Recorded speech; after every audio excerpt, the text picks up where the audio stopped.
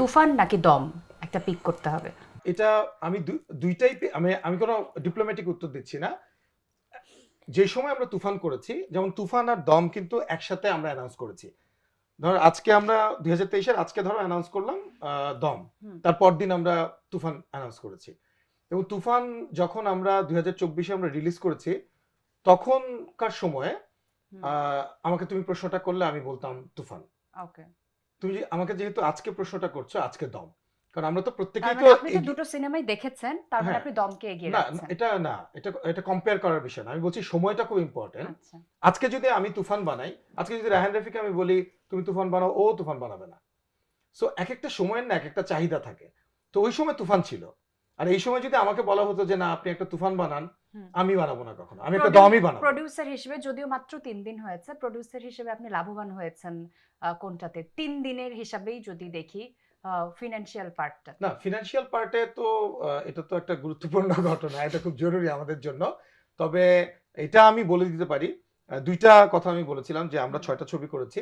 এই 6টা ছবির মধ্যে আমাদের সবচেয়ে তুমি যদি এফোর্টের কথা বলো, অথবা সেটা সব মিলিয়ে দম হচ্ছে আমাদের এখন পর্যন্ত আমার মনে হয় যে আমার সবচাইতে কাছের এবং সবচাইতে ভালো ছবি করবার চেষ্টা আমার কাছে মনে হয় এখন পর্যন্ত। তো সেই অর্থে আমাকে যদি আমার ছবির কথা বলা হয়, যতগুলো ছবি করেছি এর মধ্যে দমকে আমি 1 নম্বরে রাখবো একদম। কারণ এই দমে যে মানুষ শুধু ভিজুয়াল না, দমের একটা আলাদা বিষয় আছে। আমি কেন বারবারই আমি বলতেছি দিস ইজ নেক্সট লেভেল।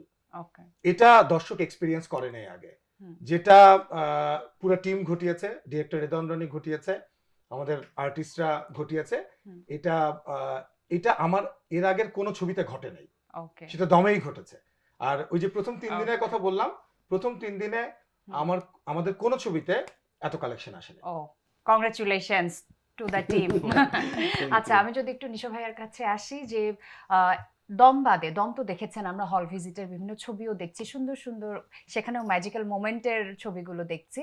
এবারে তো আরো বেশ কিছু সিনেমা এসেছে।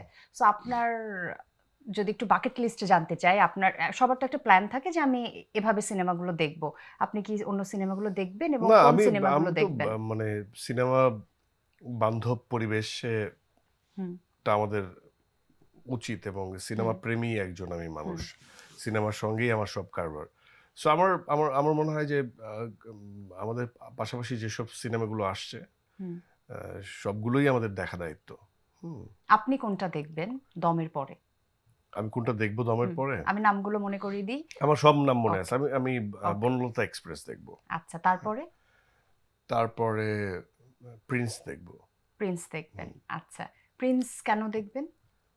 এটা মেগাস্টারের অনেক বড় তারকা নির্ভর ছবি। আমি দেখতে চাই যে অ্যাকশনগুলো কিভাবে করা হয়েছে এবং টোটাল সিনেমাটা কেমন, কি মোডে আছে বা কেমন হয়েছে। ওইখান থেকে আমার ফাইন্ডিংস থাকে, প্রত্যেকটা ছবি থেকে আমার মনে হয় যে অনেক কিছু শেখার আছে, স্টাডিগুলো নেওয়ার আছে। সো যেহেতু এখন একটা ফেজ, আমরা যেমন খুবই রিয়েলিস্টিক ক্যারেক্টারের অ্যাপ্রোচে গল্প নির্মাণের জায়গার কথা ভাবছি, রিয়েল ক্যারেক্টার যেমন আমাকে টানে।